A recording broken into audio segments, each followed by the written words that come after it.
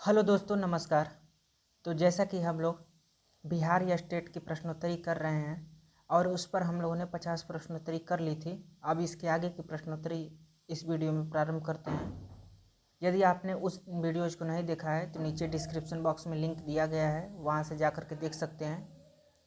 तो समय को व्यर्थ न करते हुए हम लोग प्रश्नों की शुरुआत करते हैं। ये हमारा पहला प्रश्न है,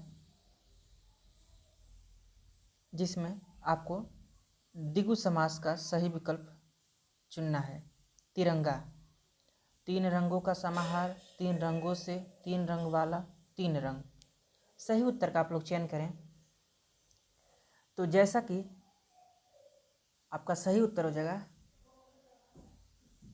तीन रंगों का समाहार। ऑप्शन नंबर 1 सही हो जाएगा। इसके बाद दूसरा प्रश्न है कि वीणा पाणी में समास है, बहुव्रीहि, कर्मधारय, द्विगु, अव्ययीभाव। सही उत्तर का आप लोग चयन करें। 52 नंबर का सही उत्तर क्या होगा? तो आपका सही उत्तर हो जाएगा बहुव्रीहि समास। वीणा पाणी आपके सरस्वती माता को कहते हैं, तो इसलिए तीसरे पद की ओर संकेत हो रहा है। अगला प्रश्न 53 नंबर। यदि मेरी वीडियो आपको स्लो लग रही हो तो आप 2x स्पीड पर करके देख लीजिए, अच्छा लगेगा आपको। कल्पांत शब्द में कौन सी संधि है? गुण संधि, यण संधि, दीर्घ संधि, व्यंजन संधि। सही उत्तर का आप लोग चयन करिए। तो जैसा कि आपका 53 नंबर का सही उत्तर हो जाएगा दीर्घ संधि। कल्पांत में आपकी दीर्घ संधि है। इसके बाद अगला हम लोग प्रश्न देखते हैं। प्रश्न नंबर 54। अनविच्छा शब्द का संधि विच्छेद बताइए। अन प्लस विच्छा, अन प्लस विच्छा, अनु प्लस इच्छा, अनु प्लस इच्छा। 54 नंबर का आप लोग सही उत्तर का चयन करिए। तो 54 का आपको जो सही उत्तर हो जाएगा वो ऑप्शन नंबर सी हो जाएगा, अनु इच्छा। अनु प्लस इच्छा बड़ी ही रहेगी, ठीक है। अगला प्रश्न 55 नंबर।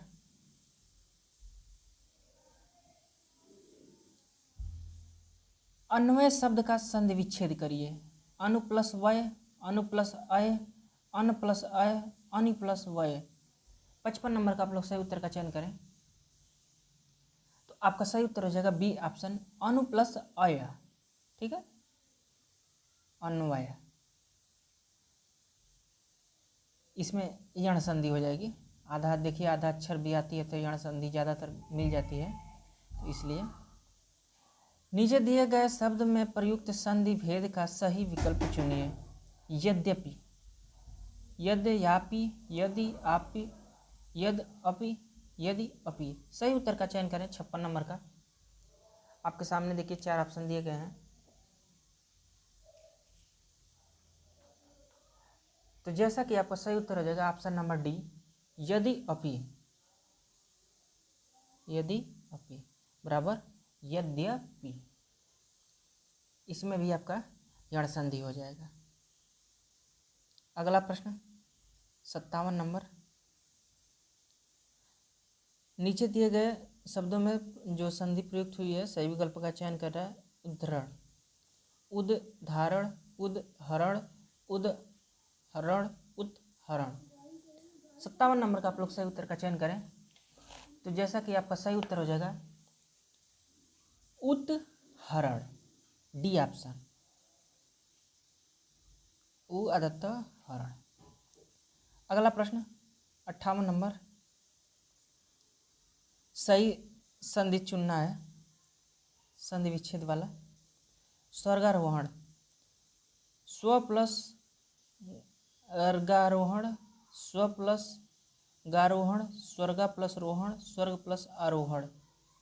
तो 58 नंबर का आप लोग सही उत्तर का चयन करिए। तो आपका सही उत्तर हो जाएगा स्वर्ग और आरोहण, डी ऑप्शन। इसमें आपकी दीर्घ संधि हो जाएगी। स्वर्ग अ प्लस आरोहण अ, आ बराबर आ हो जाएगा, स्वर्ग आरोहण। अकस्मणीय दीर्घ, इसका सूत्र होता है दीर्घ संधि का। वर्णिक छंदों में किसका विचार होता है? वर्ण का, मात्रा और वर्ण का, मात्रा का, वर्ण की गुरुता का। 59 का आप लोग सही उत्तर का चयन करिए। तो देखिए, जो वर्णिक छंद है उसमें वर्ण का विचार किया जाता है। और एक क्वेश्चन और पूछता है कि जैसे छंद के कितने भेद हैं, तो देखिए छंद के 4 भेद होते हैं, ठीक है। मात्रिक छंद, वर्णिक छंद, वर्णवृक छंद और मुक्तक छंद। और ये आपके वासुदेव नंदन की किताब में भी दिया है, और पिछले बार आपके बीपीएससी के पेपर में भी एक क्वेश्चन पूछा था और 4 ही माना गया था। बहुत लोगों ने 3 लगा के आया था, गलत हो गया था। तो इस चीज़ को आप लोग वासुदेव नंदन की किताब से देख सकते हैं, उससे आप कंप्लेन भी कर सकते हैं, वो मान्य पुस्तक है। 60 नंबर प्रश्न, इसमें सुमेलित करना है। सूची 1 है और सूची 2 है। जब मैं था तब हरे नहीं, अब हरे हैं मैना। आगे वाली सूची देख लेते हैं।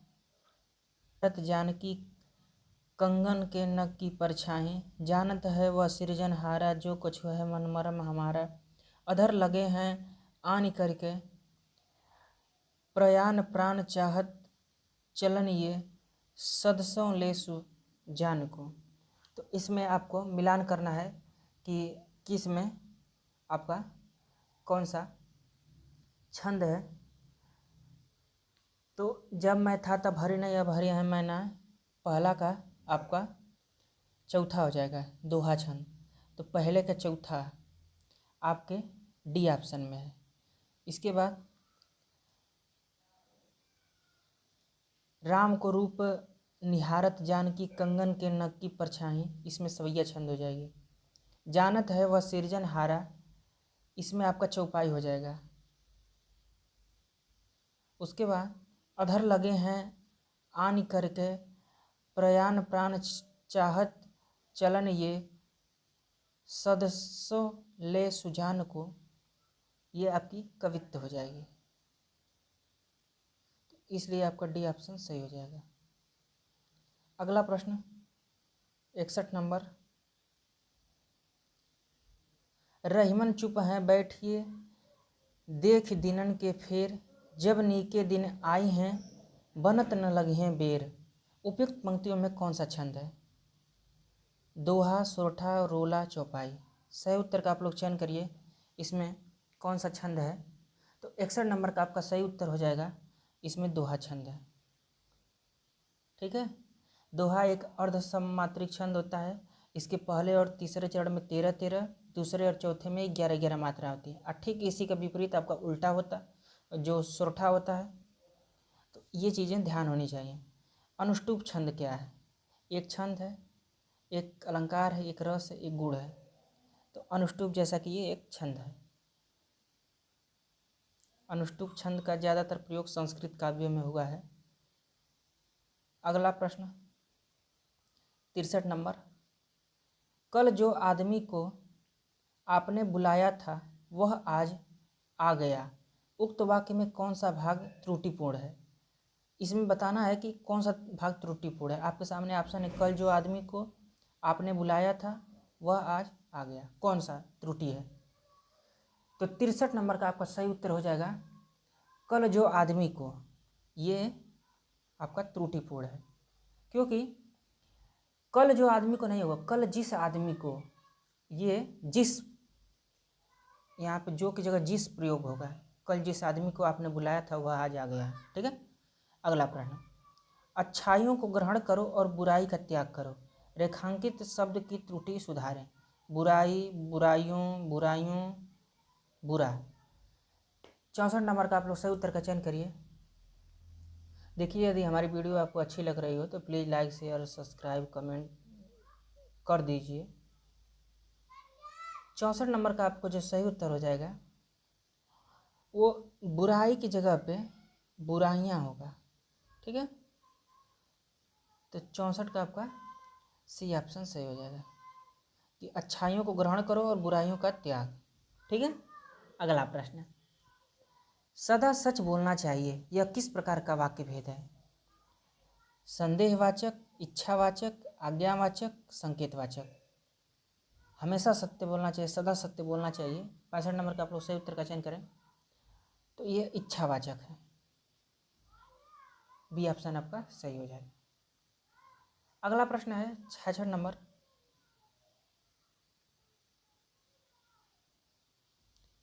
जिस वाक्य में साधारण और मिश्र वाक्य का मेल संयोजक अवयव द्वारा होता है उसे कहते हैं मिश्र वाक्य, संयुक्त वाक्य, सरल वाक्य, प्रश्नवाचक वाक्य। 66 नंबर का सही उत्तर बताइए।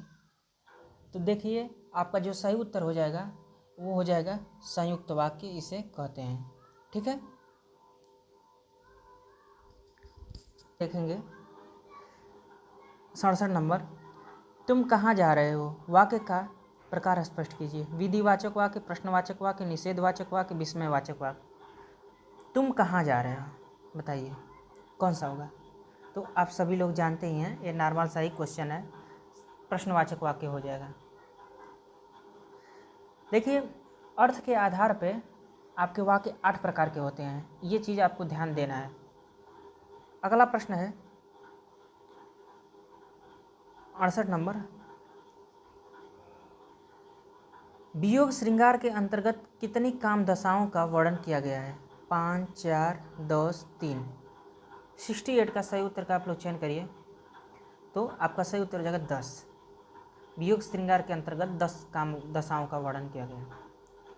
69 नंबर, गुरुदेव शब्द में समास है, अव्ययी भाव, तत्पुरुष, बहुव्रीहि, कर्मधारय। सही उत्तर का चयन करें कि गुरुदेव जो शब्द है उसमें कौन सा समास है। तो जैसा कि आपका सही उत्तर हो जाएगा डी ऑप्शन, कर्मधारय समास। गुरुदेव, देवों के समान गुरु जो होते हैं उसे गुरुदेव कहते हैं। ठीक है,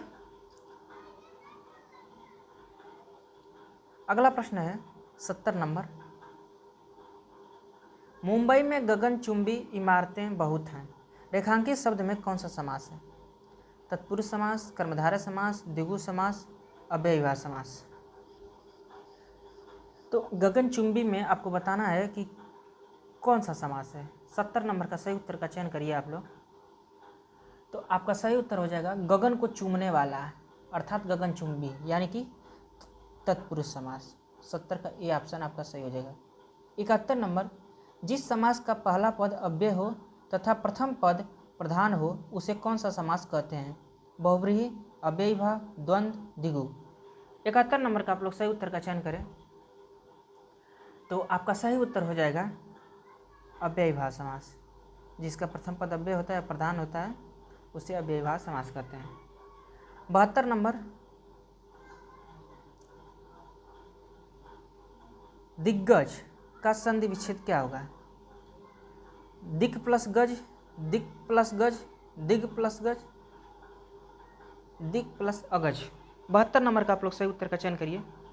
तो 72 का आपका बी ऑप्शन सही हो जाएगा, दिक् प्लस गज, दिग्गज। ठीक है, आइए हम लोग 73 नंबर प्रश्न देखते हैं का सही संधि पद है। और आपके सामने देखिए ऑप्शन दिया गया है, पित्रानुमति, पितृनुमति, पितृनुमति, पित्रानुमति। 73 नंबर का आप लोग सही उत्तर का चयन करिए। तो देखिए 73 का आपका सही उत्तर हो जाएगा ऑप्शन नंबर सी, पितृनुमति। ठीक है,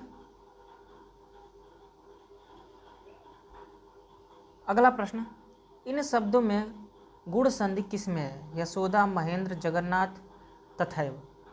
74 का आप लोग सही उत्तर का चयन करिए। तो आपका सही उत्तर हो जाएगा बी ऑप्शन, महेंद्र। महा प्लस इंद्र बराबर महेंद्र, इसमें गुण संधि है। इसके बाद अगला 75 नंबर प्रश्न, ये बताना है कि कौन सा उत्तर सही है। और आपके सामने देखिए ऑप्शन दिए गए हैं, यदि अ या आ के बाद ई या ई आए तो दोनों मिलकर ए हो जाता है। यदि अ या आ के बाद ए या ए आए तो दोनों के स्थान पर आए हो जाता है। यदि अ या आ के बाद उ या उ आए तो दोनों मिलकर ओ हो जाता है। तीनों में से बताइए कौन सही है। तो जैसा कि 75 का आपका सही उत्तर हो जाएगा 1 और 3, यानी कि ऑप्शन नंबर 1। ये भी सही है और ये भी सही है। ठीक है, अगला हम लोग प्रश्न देखते हैं 76 नंबर, वीर पुत्र को जन्म देने वाली वाक्यांश के लिए एक शब्द बताइए। वीरांगना, पुत्रवती, वीर प्रसू, वीर बहुरी। तो 76 का आपका जो सही उत्तर होगा वो वीर प्रसूर होगा। अगला प्रश्न है कि निम्नलिखित शब्दों में से कौन सा शब्द संबंधवाची है? देव, देवी, दैवी, देवता। तो देखिए, संबंधवाची शब्द बनाने के लिए जब ये प्रत्यय हम लोग लगा देते हैं तो वो संबंधवाची शब्द बन जाते हैं। तो दैव प्लस ईव बराबर दैवीय, मानव प्लस ई बराबर मानवीय, जाति प्लस ई बराबर जातीय, इस तरह से संबंधवाची हो जाएगा। प्रतीक्षा करना, इसका अर्थ है परीक्षा करना, राह देखना, प्रदक्षिणा करना, पहचानना। 78 नंबर का आप लोग सही उत्तर का चयन करिए। तो जैसा कि आपका सही उत्तर हो जाएगा राह देखना। प्रतीक्षा करना मतलब राह देखना। अगला प्रश्न है किंग कर्तव्य विमूढ़ शब्द का सही अर्थ है जिसे अपने कर्तव्य का बोध न हो, जिसे यह न सूझ पड़े कि अब क्या करना चाहिए, जो कर्तव्य से विमुक्त हो, जो कर्तव्य से अविमुक्त हो। 79 का आप लोग सही उत्तर का चयन करिए। तो आपका सही उत्तर हो जाएगा जिसे यह सूझ न पड़े कि अब क्या करना चाहिए, उसे किंग कर्तव्य विमूढ़ कहा जाता है। ठीक है, बी ऑप्शन आपका सही हो जाएगा। अगला प्रश्न है कि बोली का क्षेत्र जब थोड़ा विकसित हो जाता है और उसमें साहित्य की रचना होने पर वह बन जाती है ब्रजभाषा, उपभाषा, लिपि, क्षेत्रीय रूप। तो 80 नंबर का आपका सही उत्तर हो जाएगा उपभाषा। ठीक है। अगला प्रश्न 81 नंबर, निम्नलिखित प्रश्न के 4 विकल्पों में से उस विकल्प का चयन करें जो पक्ष के भेद का सही विकल्प है। अब सीता चलने लगी है, प्रगति द्योतक पक्ष, आरंभ द्योतक पक्ष, पूर्णता द्योतक पक्ष, साप्तय द्योतक पक्ष। 81 नंबर का आप लोग सही उत्तर का चयन करिए। तो जैसा कि आपका सही उत्तर हो जाएगा आरंभ द्योतक पक्ष, बी ऑप्शन सही हो जाएगा। अगला प्रश्न है 82 नंबर, आलोचकों के अनुरूप हमें अपनी रचना में परिवर्तन करना होगा। इस वाक्य में किसी एक शब्द का संदर्भ और भाव की दृष्टि से उपयुक्त प्रयोग नहीं हुआ है, उस शब्द का चयन कीजिए। आलोचकों, अनुरूप, रचना, परिवर्तन, उस शब्द का चयन करिए जो भाव की दृष्टि से सही प्रयोग नहीं हुआ है। 82 नंबर का आपका सही उत्तर हो जाएगा बी ऑप्शन अनुरूप। यहाँ पे अनुसार का प्रयोग होना चाहिए। आलोचकों के अनुसार हमें अपनी रचना में परिवर्तन करना चाहिए। ठीक है। अगला प्रश्न है प्राधिकारी के लिए सटीक अंग्रेजी शब्द है ऑफिसर, अथॉरिटी, लॉर्ड, प्रोप्राइटर। सही उत्तर का आप लोग चयन करिए। तो प्राधिकारी जो कहते हैं वो अथॉरिटी को कहते हैं, प्राधिकारी। ठीक है। अगला प्रश्न, बाकी ऑफिसर तो आप लोग जानते ही हैं कि ऑफिसर्स होते हैं, लॉर्ड भगवान जो कहते हैं, लॉर्ड को भगवान ही कहते हैं। हाँ, oh my God, oh my Lord. 84 number, निम्नलिखित में से कौन सा रस विभत्स का विरोधी है? भयानक रस, वीर रस, श्रृंगार रस, करुण। ये देखिए इंपॉर्टेंट प्रश्न है, ये तो आपको ध्यान होना चाहिए। विभत्स रस का जो अस्थाई भाव है वो जुगुप्सा है और इसका विरोधी रस आपका श्रृंगार हो जाएगा। श्रृंगार का रति होता है अस्थाई भाव। वाच्य कितने प्रकार के होते हैं? 3, 4, 1, कोई प्रकार नहीं। तो 85 का आपका सही उत्तर हो जाएगा 3, कर्तृवाच्य, कर्मवाच्य, भाववाच्य। ठीक है। अब प्रश्न नंबर 86 देखते हैं। इसमें आपको बताना है कि भाववाच्य का कौन सा उदाहरण है। उससे बैठा नहीं जाता, राम ने खाया नहीं जाता, राम पत्र लिखता है, सीता पुस्तक पढ़ती है। आप बताइए इनमें भाववाची का उदाहरण कौन सा है? 86 नंबर का सही उत्तर आप बताइए।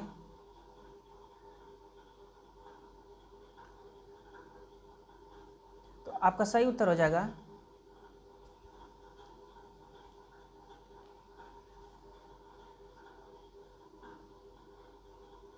राम से खाना नहीं खाया जाता है और उससे बैठा नहीं जाता है। ये दोनों भाववाची हो जाएंगे। ठीक है,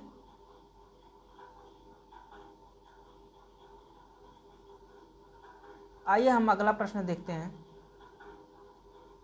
87 नंबर कहता है में कौन सा वाच्य है? आपके सामने देखिए ऑप्शन दिया गया है, कर्तृवाच्य, कर्मवाच्य, भाववाच्य, क्रियावाच्य। बताइए आम खाया जाता है। 87 नंबर का आपका सही उत्तर हो जाएगा बी, कर्मवाच्य, क्योंकि आम इसमें कर्म है और उसके अनुसार जो क्रिया हो रही है खाया जा रहा है, तो इसलिए कर्मवाच्य हो जाए। कारण के बिना कार्य के होने का वर्णन होने पर कौन सा अलंकार होता है? असंगत, विभावना, विशेषोक्ति, व्यतिरेक। तो आप सभी लोग जानते हैं कि विभावना अलंकार होता है, बिना कारण के कार्य होता है, जैसे बिन पग चले सुने बिन काना, ये बहुत उदाहरण फेमस हुआ है इसका। अगला प्रश्न है 89, निम्नलिखित में से विरोधाभास अलंकार का बोध होता है। देख लो साकेत नगरी है, यही स्वर्ग को जा रही, जान पड़ता है नेत्र देख बड़े बड़े, विरह है अथवा यह वरदान, प्रियतम को समझ पा कामिनी, न जा सकी न ठहर सकी। तो सही उत्तर का आप लोग चयन करिए, आपका सही उत्तर क्या होगा? तो जैसा कि हम लोग इसमें सही उत्तर हो जाएगा कि प्रियतम को समझ पा कामिनी, न जा सकी न ठहर सकी, ये विरोधाभास है। ठीक है, डी ऑप्शन सही हो जाएगा। अगला प्रश्न 90 नंबर,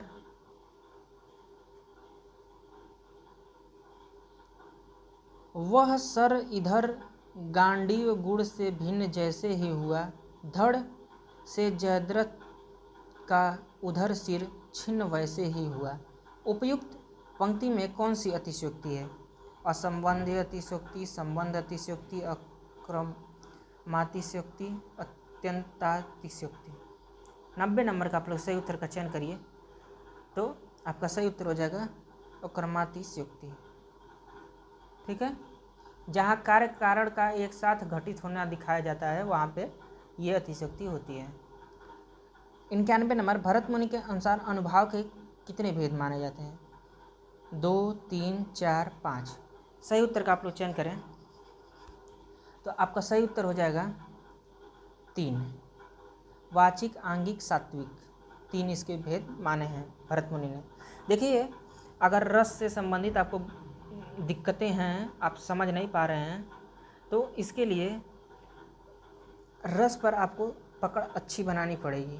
इसका कोई और दूसरा उपाय है नहीं, हर चीज़ शॉर्ट ट्रिक से नहीं होती है। बढ़िया से पढ़िए रस। अगला प्रश्न 92 नंबर, तुलसी मन मंदिर में बिहरे हैं, यह पंक्ति किस अलंकार से अलंकृत की गई है? मानवीकरण, रूपक, पुनरुक्ति, प्रकाश, उपमा। सही उत्तर का आप लोग चयन करिए, तो आपका सही उत्तर हो जाएगा रूपक अलंकार। इसमें उपमेय उपमान का अभेद आरोप किया गया है। अगला प्रश्न 93 नंबर, निम्नलिखित दोहे में कौन सा अलंकार है? बढ़त बढ़त संपत्ति सलील, मन सरोज बढ़ जाई, घटत घटत सुन फिरे, घटे बरु समूल कुम्हलाई। रूपक अलंकार, यमक, उत्प्रेक्षा, उपमा। 93 का आप लोग सही उत्तर का चयन करें, तो आपका सही उत्तर हो जाएगा रूपक अलंकार। अगला प्रश्न, मोम सा तन घुल चुका, अब दीप सा मन जल चुका, उपयुक्त पंक्ति में कौन अलंकार? रूपक, पूर्णोपमा, दृष्टांत, उपमा। सही उत्तर का आप लोग चयन करें, तो 94 नंबर का आपका सही उत्तर हो जाएगा पूर्णोपमा। इसमें पूर्ण उपमा अलंकार है। देखिए उपमा अलंकार के भेद सहित अगर आपको जानकारी चाहिए तो नीचे डिस्क्रिप्शन बॉक्स में लिंक दिया गया है अलंकार का, उसमें पूरा उपमा अलंकार, रूपक अलंकार, उत्प्रेक्षा अलंकार जितने भी इनके भेद हैं सभी भेदों पर चर्चा की गई है, तो आप उसको देख लीजिए। अब अगला प्रश्न देखते हैं 95 नंबर। तब तो बहता समय शिला सा जम जाएगा, इस पंक्ति में किस अलंकार का प्रयोग हुआ है? श्लेष, रूपक, उपमा, यमक। तो आपका सही उत्तर हो जाएगा उपमा अलंकार। सा, श्री, सदृश्यता, समानता जब भी आती है तो उपमा अलंकार हो जाता है। 96 नंबर।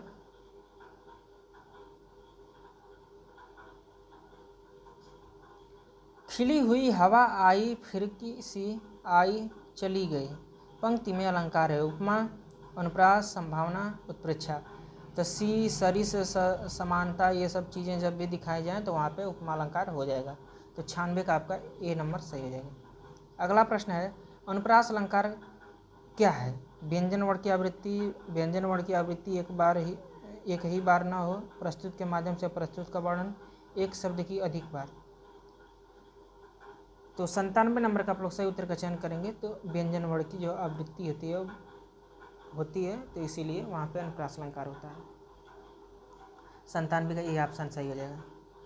इसके बाद 98 नंबर प्रश्न कि निम्नलिखित अलंकारों में से कौन सा अर्थालंकार है? और देखिए आपके सामने ऑप्शन है वक्रोक्ति, विप्सा, श्लेष और प्रस्तुत प्रशंसा। तो आपका 98 नंबर का सही उत्तर हो जाएगा डी ऑप्शन, अप्रस्तुत प्रशंसा। यही अर्थालंकार का भेद है, बाकी सभी शब्दालंकार है। 99 नंबर प्रश्न कि निम्नलिखित में से कौन सा अलंकार भेद नहीं है? शब्दालंकार, छंदालंकार, अर्थालंकार, उभयालंकार। तो ये छंदालंकार कोई कुछ नहीं होता है, ये इसका भेद नहीं है, बाकी यही सब अलंकार के भेद हैं। और ये आज का अंतिम प्रश्न है कि संक्षेपण के विपरीत निम्नलिखित में से कौन होता है? अनुच्छेद, पल्लवन, सारलेख, इनमें से कोई नहीं। 100 नंबर का आप लोग सही उत्तर का चयन करिए। तो दोस्तों यदि आपको हमारे वीडियो से कुछ भी फ़ायदा होता है तो हम आशा करते हैं कि हमारा पढ़ाना सफल हो गया। आप लोग हमारे साथ ऐसे ही बने रहिए। यहाँ तक देखने के लिए आप लोगों का बहुत बहुत धन्यवाद। 100 नंबर का आपका सही उत्तर हो जाएगा बी ऑप्शन, पल्लवन। क्यों आपको इंतज़ार करवाया जाए सही ऑप्शन के लिए? ठीक है, हम लोग फिर मिलेंगे कल नए वीडियो में। तब तक के लिए नमस्कार।